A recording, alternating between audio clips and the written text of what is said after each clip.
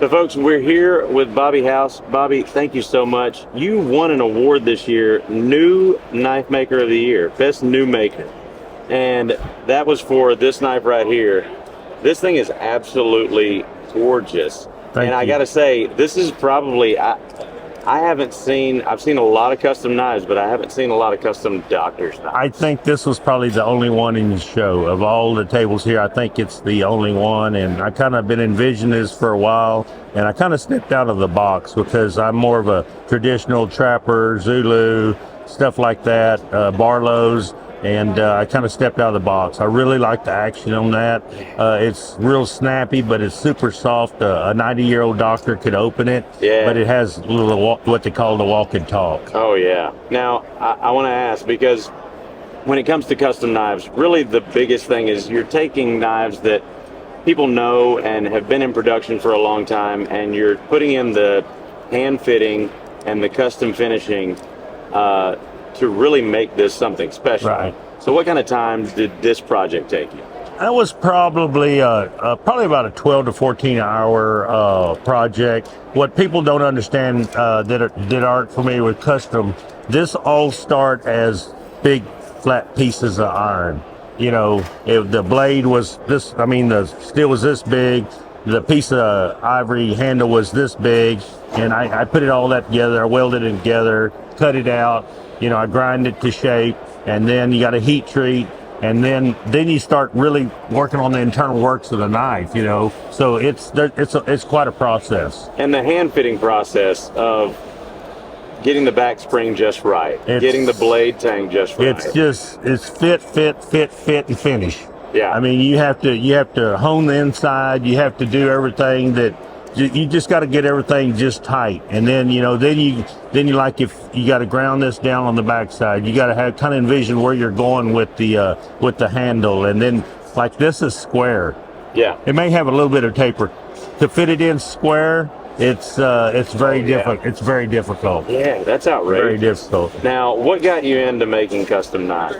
Oh, I've been a collector for like 30 years, and it's I try not to get teared up here, but I lost my mother, and I kind of got in a dark spot. And Bill Rupel invited me to come to the Blade Show, and I kind of decided, I'm going to start building knives. And he's been after me a long time. I don't know how many of his knives. I collected for like 30 years. So I decided to do it, put my shop, it took a year to put my shop together, and then I just started building. And, it kind of got me out of a bad place in my life. That's amazing. And I owe that to Bill Rupel. And that's one thing that's wonderful about the knife community. Oh, it is. It is. It's tight. It's very tight knit. Yeah. And then, of course, because of that, then we formed the Slip Joint Cartel. There's like 16 of us. We're all brothers. We're a tight knit group. We lean on each other. We give each other hard times. We look at each other's knives. We tear them apart, and and we also build each other up. So Right. that's where a lot of that comes from. It's great having that support system. Oh, it is. There. It is. It's invaluable. And plus, we build a brand recognition too. Now, what was your background before making knives? I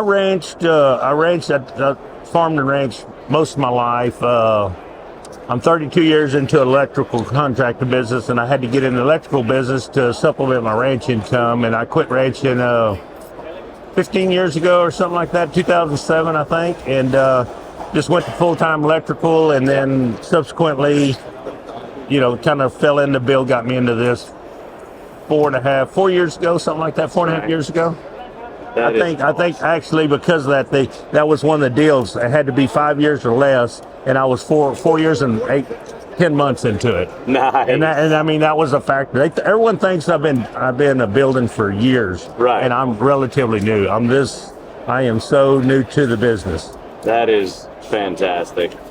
Bobby, thank you so much. No, the pleasure was mine, and I appreciate what you guys do, and y'all coming out and doing stuff like this. I mean, it helps us as custom knife millers getting our works out there, and just having good people to be around. Well, and it's like I've said, it's kind of a dying art. There's not as many makers out there as there used to be. There's being more, and the talent is really good now because of the internet. They see things, how to do things, and it's progressing. And Forge of Fire brought in a world of viewers and people wanting to do. So we owe that to them also. Absolutely. And we're actually planning a trip down to see all you guys. Well, come on. And visit the cartel. Yeah, you can probably get 8 or 10 of us right there within 30 miles.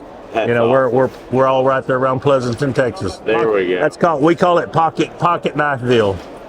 There's so many of us there. We're right there close. So y'all come. That's fantastic, Bobby. Awesome. Thank you again. Thank you and very we'll be much. Seeing you soon. I hope so. Thank you.